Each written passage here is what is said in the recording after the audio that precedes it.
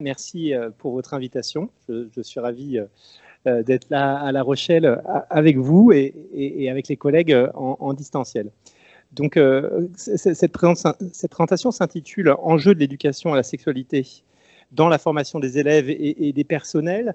Elle va être organisée en deux temps. Tout d'abord, pourquoi enseigner et éduquer à la sexualité à l'école, au collège et au lycée. Et dans un second temps, quels sont les enjeux de formation initiale, continuée et continue sur cette thématique.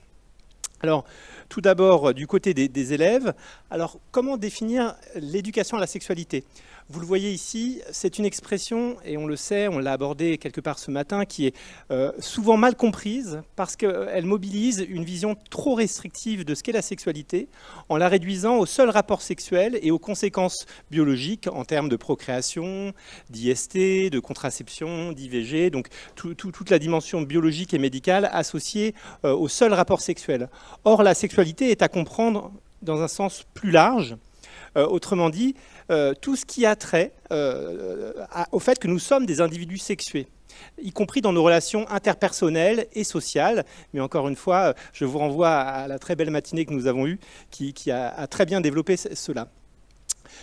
Qu'est-ce que l'éducation à la sexualité? Je vous cite ici la circulaire toujours en vigueur du 12 septembre 2018 qui cadre les enjeux, les contenus de cette éducation à la sexualité. Il s'agit d'une démarche éducative qui est une démarche transversale, j'y reviendrai, mais également progressive. Autrement dit, elle est adaptée à l'âge des élèves et on n'aborde ni les mêmes contenus, ni avec les mêmes démarches selon l'âge des enfants. C'est une approche qui est globale et positive. Positive parce qu'en fait, dans les années 90, dans la dynamique de lutte contre les IST, contre les grossesses indésirées et puis la lutte contre le sida, il y a eu tout un moment, toute une époque de l'éducation à la sexualité qui était fortement axée sur la prévention des risques et donc une approche finalement assez négative au sens où la sexualité, c'est d'abord du plaisir, une relation avec un ou plusieurs partenaires, c'est une relation constructive et évidemment loin d'être seulement réduite à une question de risque.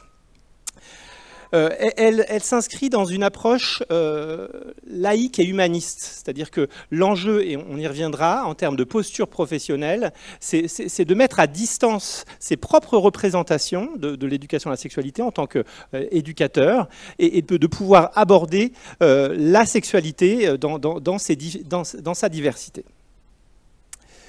Alors, une petite figure pour vous indiquer que l'éducation à la sexualité, qui est notée ici EAS, et on verra que le sigle évolue, l'éducation à la sexualité est à l'interface entre plusieurs autres éducations transversales. C'est-à-dire qu'elle s'inscrit dans l'éducation à la santé, elle s'inscrit dans l'éducation à la citoyenneté et l'enseignement moral et civique, mais également l'éducation aux médias et à l'information. En l'occurrence, on abordera la question de l'exposition à des contenus Internet, à la question du numérique et du cybersexisme, du cyberharcèlement, ou encore l'exposition à la pornographie, amène les élèves à s'interroger et prendre de la distance sur ces médias.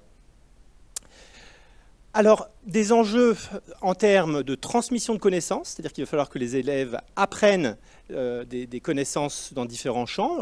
J'ai cité de façon non exhaustive des connaissances biologiques, mais aussi des connaissances juridiques sur les droits, les règles, la protection de l'enfance, la lutte contre les violences, l'importance du respect du consentement. Donc il y a des connaissances à apprendre, il y a des valeurs à partager, des valeurs de liberté, être libre d'avoir sa propre sexualité, par exemple, d'exprimer, d'avoir l'expression de genre que l'on souhaite, d'égalité et d'égale dignité de toutes ces sexualités et des différentes orientations sexuelles, tolérance, respect, solidarité, entraide, et ça va intervenir notamment quand des personnes sont victimes de violences sexistes et sexuelles, fraternité, sororité. Donc vous voyez ici qu'on retrouve le cadre républicain et les valeurs humanistes que l'on porte à l'éducation nationale.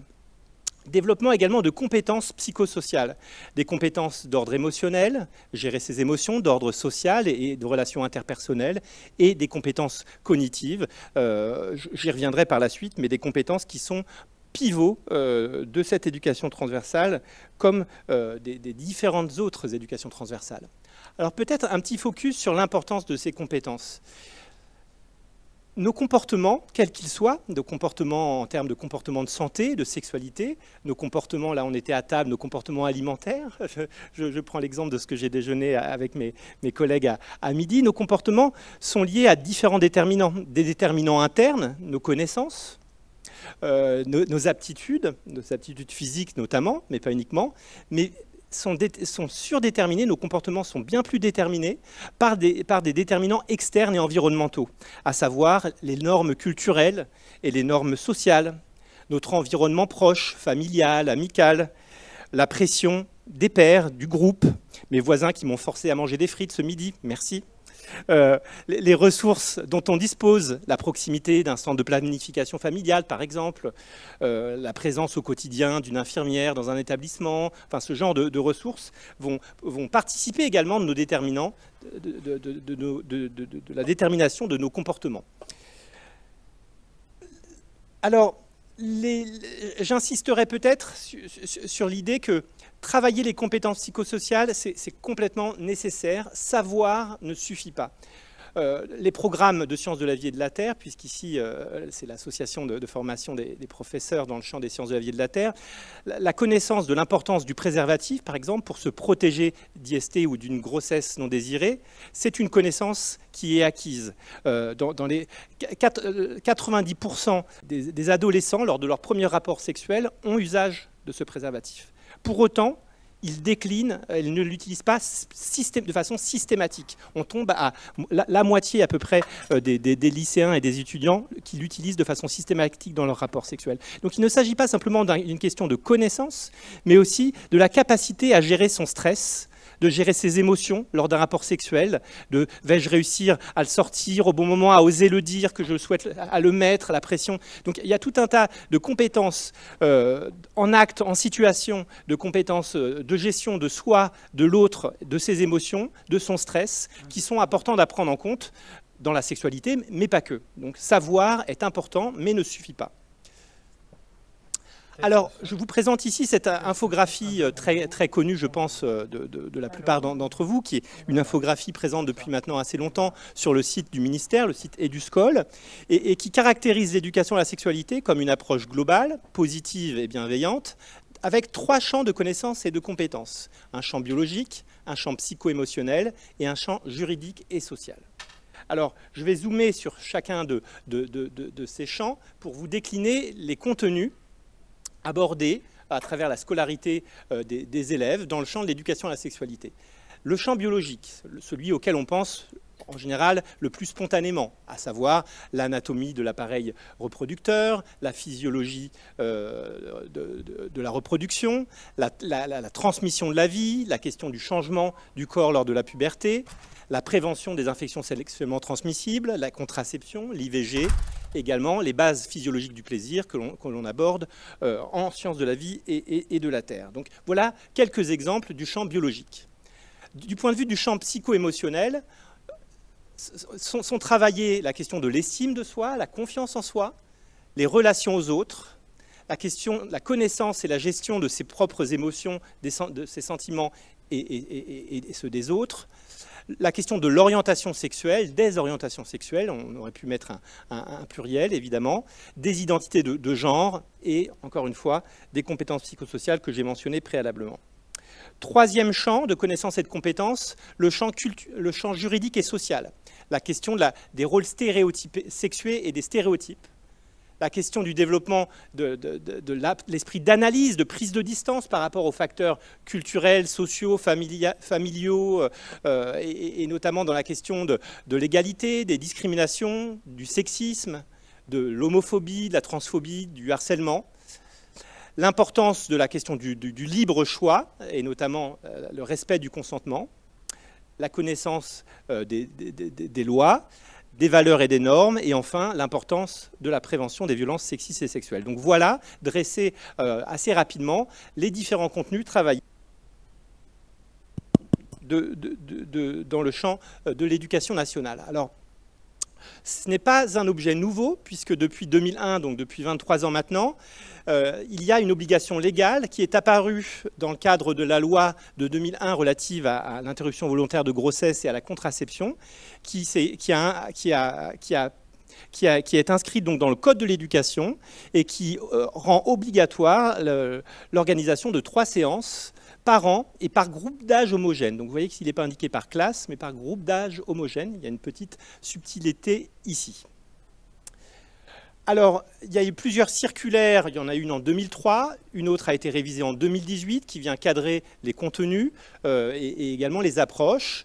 Dans la circulaire de 2018, toujours en vigueur, les grands objectifs et les modalités sont précisés, insistent notamment sur l'importance du pilotage à l'échelle de l'établissement, du département et de l'académie, à travers les comités d'éducation à la santé, à la citoyenneté et à l'environnement, à l'échelle académique, départementale ou de l'établissement. Donc l'idée qu'il faille coordonner de façon collective et piloter les actions par les différents types de personnel et en lien éventuellement avec des partenaires.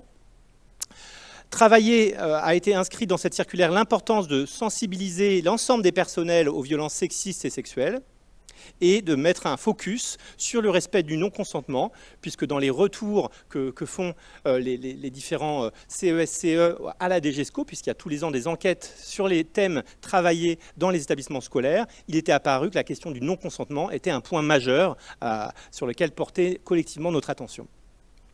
Les valeurs, je les ai mentionnées précédemment, je ne les répète pas.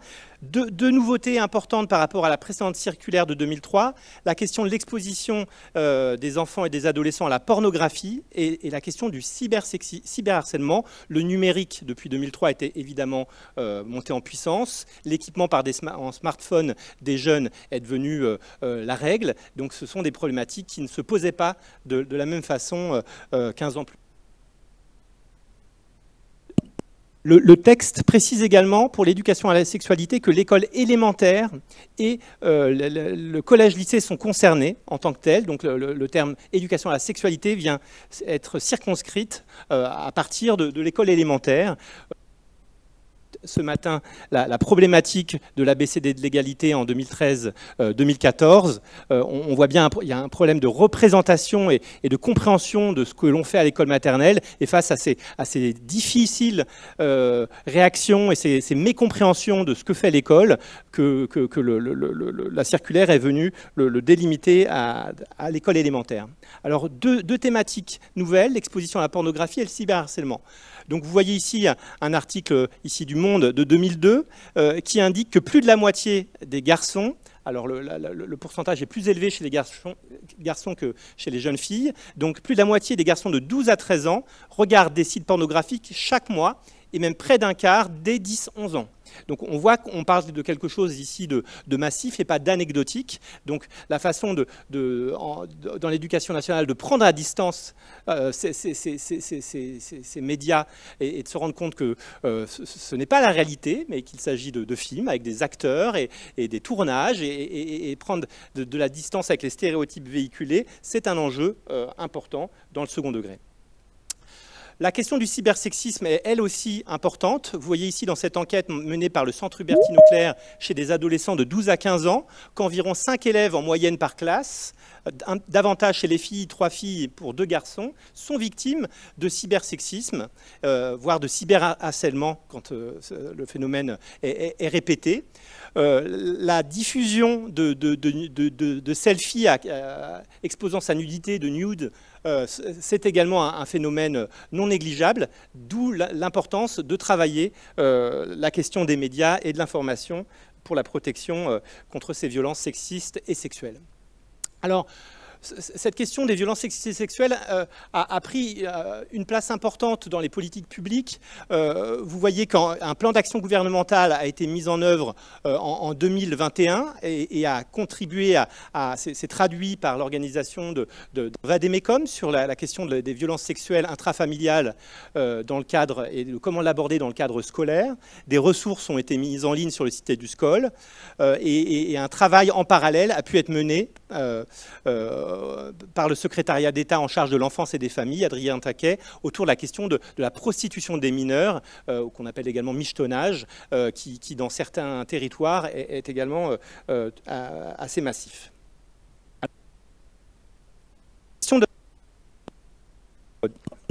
Un petit peu capricieux. La question de la violence sexiste et sexuelle débute dès l'école. Ici, vous avez une enquête de victimation au niveau cycle 3 qui montre que 20%, notamment dans les lieux de toilettes, hein, dans les écoles, 20% d'élèves déclarent être l'objet, les victimes de voyeurisme forcé, 14% de déshabillage forcé et 20% de baisers forcés. Donc vous voyez que les choses partent de gestes qui peuvent paraître entre guillemets anodins, mais rien n'est anodin dans le respect de l'intimité et de l'intégrité de chacun. Donc ce sont des éléments à travailler, vous voyez, dès l'école, sur le respect de l'intégrité de chaque élève.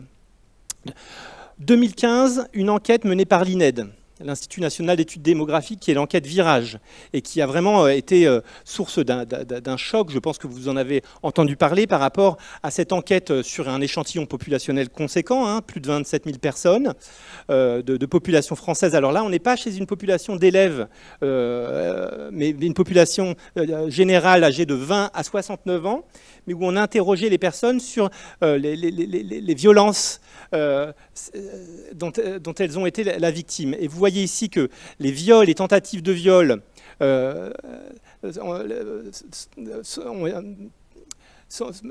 touché près de 4%, 3,72% des femmes, moins les hommes, 0,61%. Et toute violence sexuelle, donc là pas seulement la question des viols, mais toute violence sexuelle, on monte à près de 15% des femmes qui déclarent avoir été dans leur vie victimes de violences sexuelles.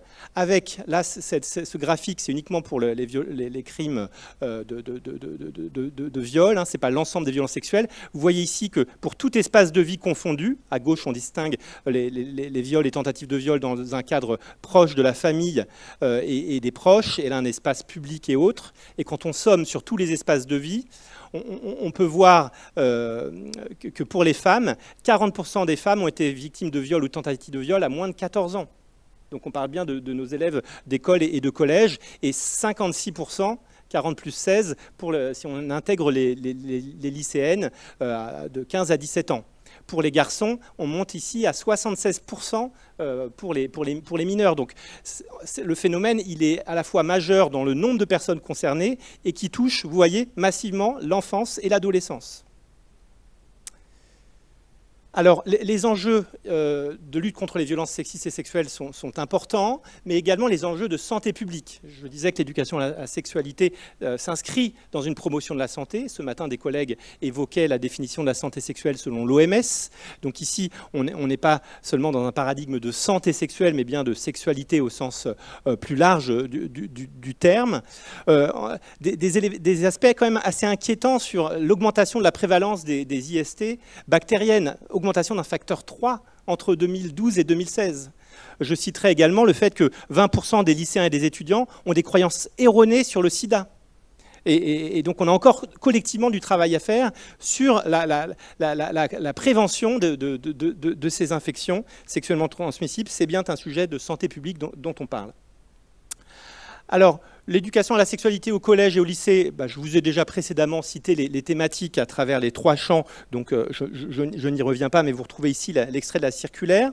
Vous dire qu'une circulaire plus récente a été publiée en 2022 par le ministre Pap Ndiaye, mais qui porte essentiellement sur la question du pilotage pour rappeler l'obligation légale face à un certain nombre de rapports du Haut Conseil à l'égalité ou de l'Inspection générale qui montraient qu'un certain nombre d'établissements étaient en difficulté pour mettre en œuvre ces 3 séances de classe par groupe d'âge homogène. Donc rappel du ministre sur l'importance de l'obligation légale de cette éducation à la sexualité, et rappel également aux pilotes de l'importance d'intégrer au sein de leur projet d'école ou du projet d'établissement dans le second degré la question de l'éducation à la sexualité à faire porter par les CESCE, donc avec également une enquête nationale menée par la DGESCO pour recenser et avoir un pilotage resserré de ces actions.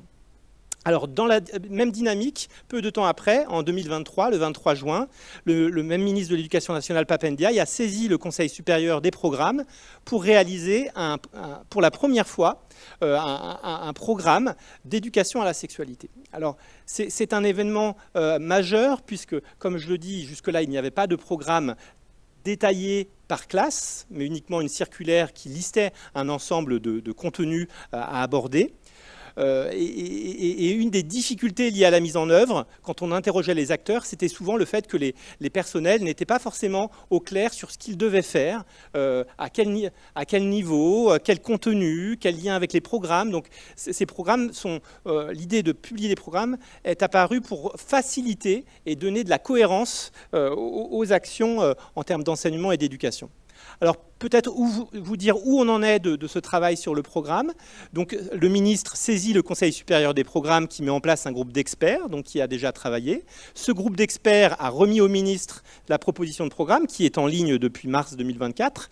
Et donc le ministre ensuite a la charge de publier après un temps de consultation. Donc les consultations ont eu lieu. Tous les personnels ont pu s'exprimer, les associations, les syndicats qui souhaitaient réagir sur cette proposition de programme.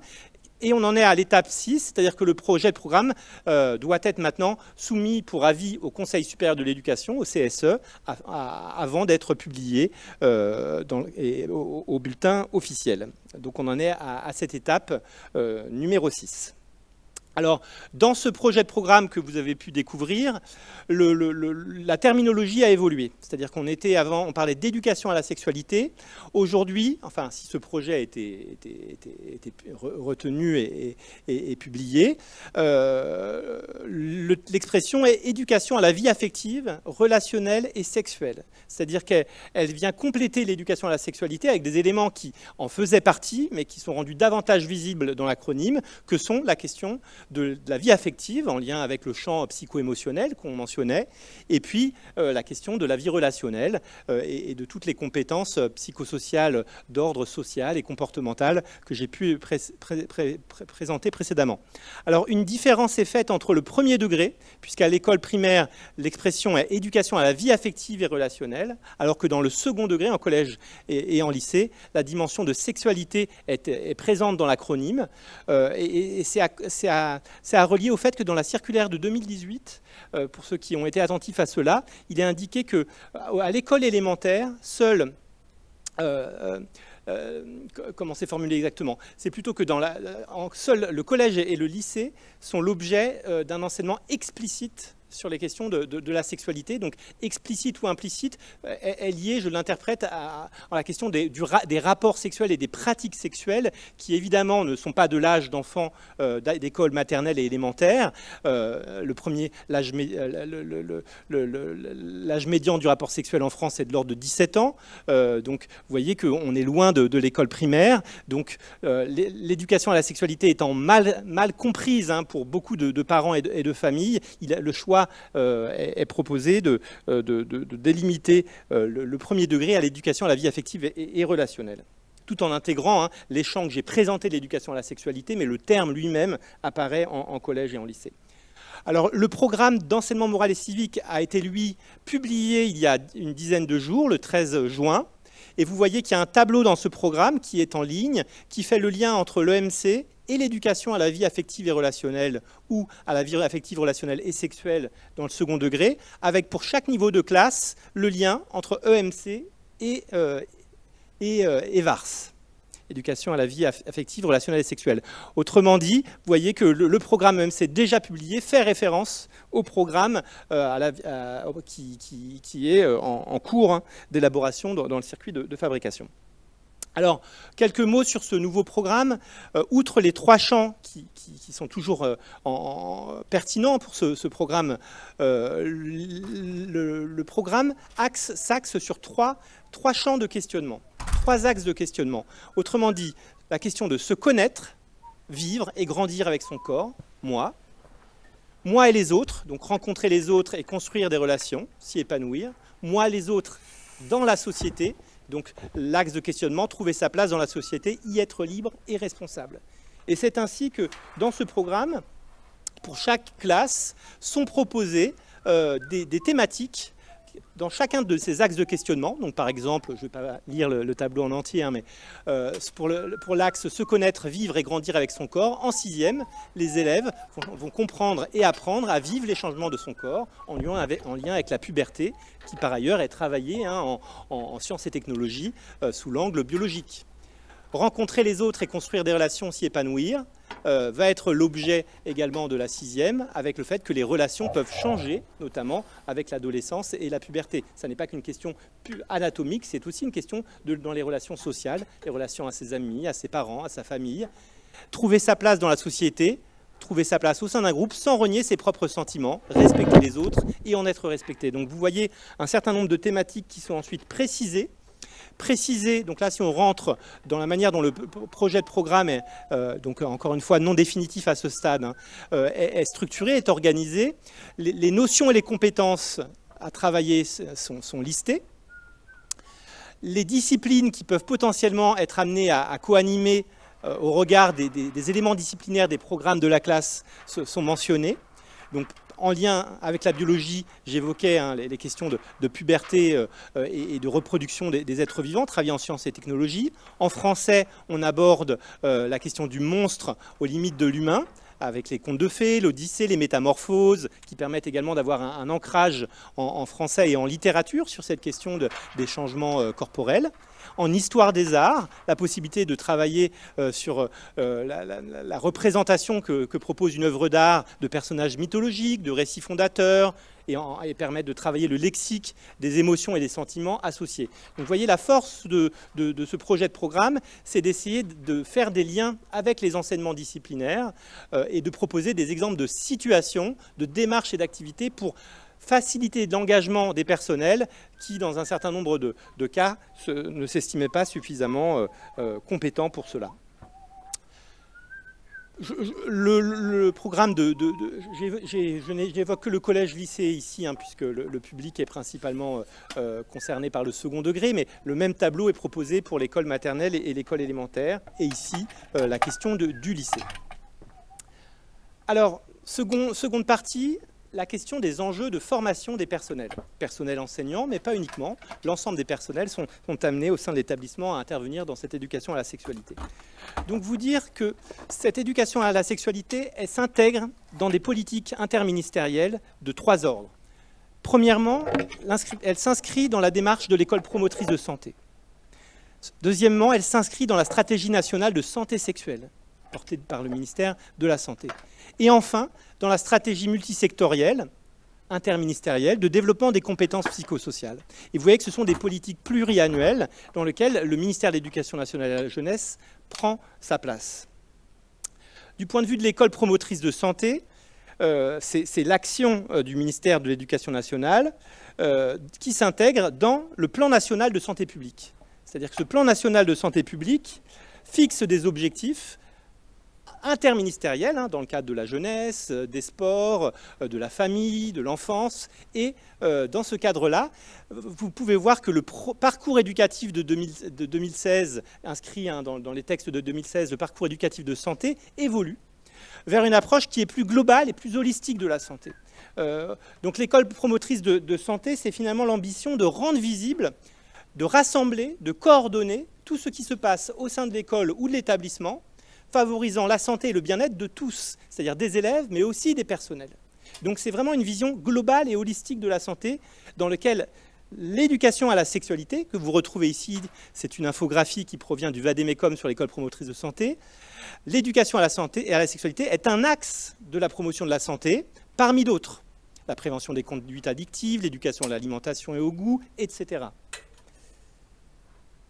Deuxième aspect de politique interministérielle, la stratégie nationale de santé sexuelle, la SNSS. C'est une stratégie qui se déploie entre 2017 et 2030 avec un certain nombre de priorités, qui est portée par le ministère de la Santé et de la Prévention, Ruth Ségur.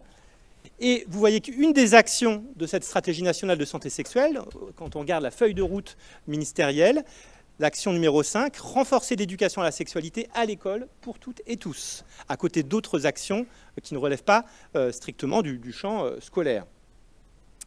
Et enfin, troisième stratégie interministérielle, autour du déploiement d'une stratégie concernant les compétences psychosociales. Une stratégie sur 15 ans, donc ambitieuse, qui a débuté en 2022 et qui vise en 2037 à former l'ensemble de notre jeunesse à la question des compétences psychosociales, avec un copilotage côté éducation nationale de la DGESCO et de la santé, de la Direction générale de la santé, pour permettre un déploiement opérationnel sur 15 ans. Avec quelle ambition? L'ambition que les CPS, de travailler les CPS des élèves, permettent à la fois de favoriser les apprentissages, et là de nombreuses études au niveau de la santé montrent l'importance de ces CPS à la fois sur les apprentissages, sur la santé et la santé mentale, et sur le climat scolaire au sein des établissements. Donc les CPS comme pivot d'une action collective pour favoriser l'éducation à la sexualité, mais pas uniquement. Donc l'enjeu est de pouvoir articuler les deux démarches et que dans les groupes académiques ou départementaux d'éducation à la sexualité, la question des CPS soit traitée et ne soit pas abordée en millefeuille, puisqu'il y a des équipes de pilotage sur chacun de ces sujets et il s'agit de bien avoir une cohérence entre ces questions de la santé, de la sexualité, des CPS et de ne pas avoir des équipes travaillant indépendamment. Donc, les compétences psychosociales visent à ce qu'on appelle également les life skills, les compétences de vie, les compétences du XXIe siècle, sont bien des compétences transversales qui visent à aider les personnes à prendre des décisions éclairées, à résoudre des problèmes, à penser de façon critique et créative, donc c'est le volet des compétences, le volet cognitif de ces compétences psychosociales, à communiquer de façon efficace, construire des relations saines, entrer en empathie avec les autres et faire face aux difficultés et à gérer leur vie de manière saine et productive. Donc vous voyez bien que cette définition de l'Organisation mondiale de la santé est très ambitieuse et c'est en effet une ambition qui va être travaillée en interministérialité pendant les 15 années à venir. Un précieux levier a été publié par Santé publique France, c'est le nouveau référentiel qui définit les compétences psychosociales. Je ne vais pas rentrer par manque de temps, mais dans les 3 grandes familles qui sont elles-mêmes déclinées en 3 grandes compétences. Et vous le savez probablement si vous avez lu la saisine ministérielle du Conseil supérieur des programmes, le nouveau socle commun de connaissances, de compétences et de culture, qui concerne l'ensemble des écoliers et des collégiens, va intégrer un des 4 axes de ce futur socle correspond au développement des CPS. De même, l'ensemble des groupes d'experts qui travaillent en ce moment sur les futurs programmes, dans l'ensemble des disciplines, doivent intégrer les CPS au sein de chaque discipline. Donc il s'agit de ne pas voir le développement des CPS comme un supplément d'âme, une cerise sur le gâteau qu'on ferait en plus, on ne sait pas par qui et on ne sait pas trop quand, mais de l'intégrer dans l'ensemble de nos pratiques pédagogiques et c'est la seule condition par laquelle cela peut avoir un effet et un impact. On en arrive enfin à la question de la formation initiale, continuée et continue des personnels d'enseignement et d'éducation.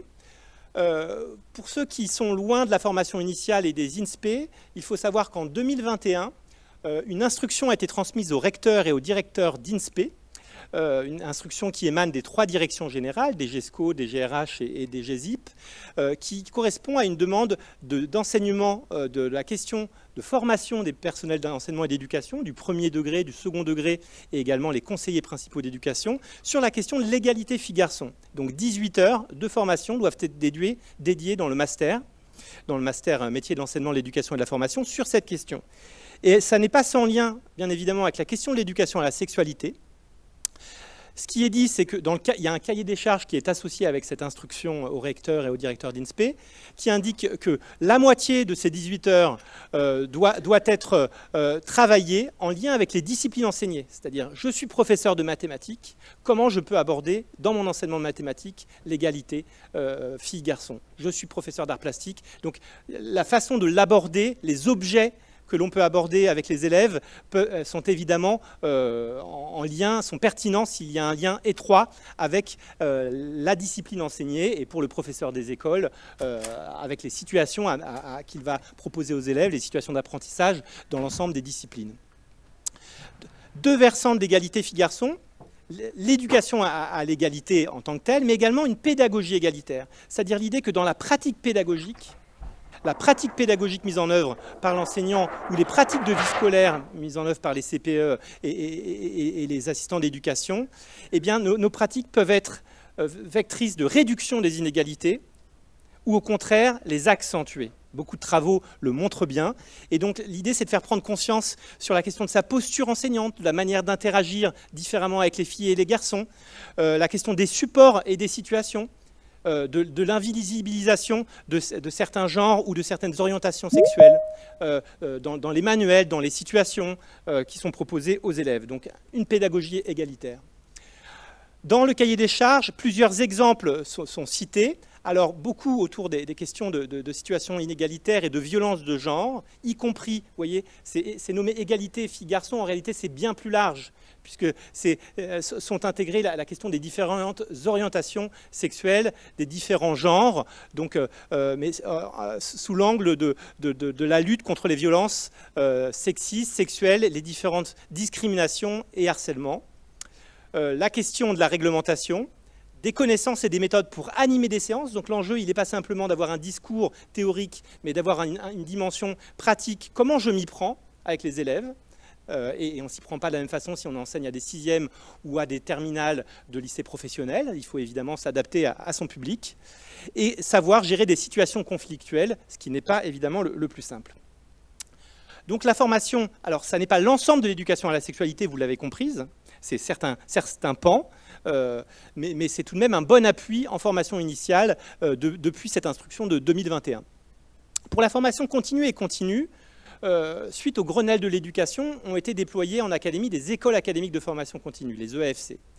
Un des enjeux, c'est de proposer des formations sur un temps plus long, avec des parcours cohérents qui articulent entre eux des modules présentant une articulation cohérente. C'est l'ambition, mais d'écoles qui restent récentes dans leur mise en œuvre. Donc c'est une ambition à porter collectivement. Et je tenais à mettre en avant ici, sur ce champ de l'éducation à la sexualité, l'importance de tenir des formats de formation complémentaires. C'est-à-dire qu'il est important d'avoir des formations pour public désigné. C'est-à-dire des personnes, notamment les néo-titulaires, qui vont entrer dans la carrière, et même s'ils ne le souhaitent pas, ils doivent avoir au minima une information pour se rendre compte que c'est quelque chose d'essentiel pour eux, s'ils n'ont pas nécessairement suivi le master MEF en amont, s'ils ont eu un parcours de contractuel, bref, tous les jeunes professeurs doivent être formés à cela, puisque c'est une obligation légale. Des formations sur un temps probablement plus long pour des personnes qui choisissent, des volontaires qui ont envie de se former davantage et d'avoir des modules et des parcours plus longs. Et là, c'est en général des formations à candidature individuelle qui sont adaptées à des personnes souhaitant creuser le sujet plus particulièrement. Troisième format qui me semble complémentaire des deux précédents, ce sont les FIL, les formations d'initiative locale. Autrement dit, des établissements ou des réseaux d'établissements, voire même parfois à l'échelle de bassins, dans des territoires ruraux où on a affaire à des petites écoles ou des petits établissements, eh bien, des formations pour accompagner les équipes à construire collectivement leurs projets d'éducation à la sexualité qui soient adaptés à un diagnostic local. C'est-à-dire que selon les territoires, on peut avoir des problématiques de taux de grossesse précoce importantes, ce qui ne sera pas forcément une problématique dans un autre collège. Donc, selon les établissements, importance de construire son propre projet aux forces dont on dispose et aux besoins du public. Donc, même si le programme va donner un appui important, le travail est à mener et ce type de formation peut permettre d'accompagner les collectifs. J'insiste également sur l'importance de croiser les disciplines, mais aussi de croiser les catégories professionnelles. C'est-à-dire que tous les acteurs de l'établissement ont leur place, les enseignants, donc le pôle pédagogique, le pôle santé et action sociale, infirmiers, infirmières scolaires, assistants sociaux, médecins, le pôle vie scolaire, CPE, AED, les AESH, pour les élèves en situation de handicap et à besoins éducatifs particuliers, voire même, dans certains territoires, des formations interinstitutionnelles, avec le service d'égalité, le service départemental égalité femmes-hommes, par exemple, ou des associations, des partenaires qui seraient impliqués fortement sur un territoire donné. Alors, un enjeu majeur pour arriver à couvrir la totalité, non pas simplement du flux entrant des nouveaux enseignants, mais du stock, des 800 000 personnels enseignants de la nation. Il y a besoin de monter en puissance sur la formation de formateurs. Et monter en puissance sur la formation de formateurs, ça devrait permettre de faire vivre une communauté large en termes de partage d'expériences, d'analyse de pratiques, communauté qui existe déjà, hein, et les collègues présents dans la salle ici le montrent bien. Simplement, l'enjeu ici va être de monter en puissance et d'avoir des groupes de formateurs plus nombreux pour couvrir l'ensemble des besoins de formation des collègues qui, pour beaucoup, n'ont jamais été formés à cela dans leur formation initiale par le passé.